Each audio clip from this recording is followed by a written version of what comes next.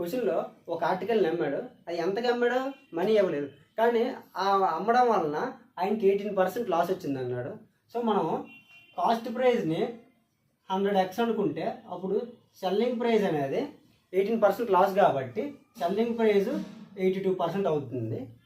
తర్వాత ఏం చేశాడంటే దీనికి 960 యాడ్ చేయడం వల్ల ఆయనకి 12% ప్రాఫిట్ వచ్చింది అన్నాడు. అప్పుడు తర్వాత ఎస్పీ ఎంత అయింది? మనకి 112 అయింది. ఎంత యాడ్ చేయడం వల్ల 112 అయిందంటే మనకి 960 యాడ్ చేయడం వల్ల అయింది. సో ఈ డిఫరెన్స్ అనేది 960. ఈ పర్సంటేజ్ డిఫరెన్స్ అనేది మనకి 35 కదా, 30%. ఈ 30% అనేది 960కి ఈక్వల్ చేసాం, ఎందుకంటే ఈ డిఫరెన్స్కి ఈక్వల్ కాబట్టి. సో 30% 960. 100% అంటే ఏంటి? మనకి కాస్ట్ ప్రైస్ కదా, 100% కనుక్కుంటే కాస్ట్ ప్రైస్ వచ్చేస్తుంది. సో 0 0 క్యాన్సిల్ చేస్తే 3 1s 3 3s 3 2s, ఇంకా 32 × 100 అనేది 3200 అనమాట. ఓకే, ఇది కాస్ట్ ప్రైస్ అనమాట. Cost price 3200.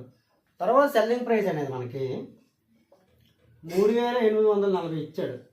So selling price అనేది కాస్ట్ ప్రైస్ మీద ఎక్కువ ఉంది కాబట్టి మ్యాక్సిమం ప్రాఫిట్ వస్తుంది కదా. సో ప్రాఫిట్ పర్సంటేజ్ కొనుక్కోమన్నాడు. ప్రాఫిట్ ఎంత మనకి ఇక్కడ? 640. ప్రాఫిట్ పర్సంటేజ్ ఏంటి? Profit by cost price into 100 కదా. ప్రాఫిట్ ఎంత మనకి? 640. కాస్ట్ ప్రైస్ ఎంత? 3200 ఇంటూ 100 ప్రాఫిట్ పర్సంటేజ్ కాబట్టి 2 zeros 2 zeros క్యాన్సిల్. చూడండి 32 1s ఎగ్జాక్ట్గా 20 టైమ్స్ పోతుంది కాబట్టి ప్రాఫిట్ అనేది మనకి 20%.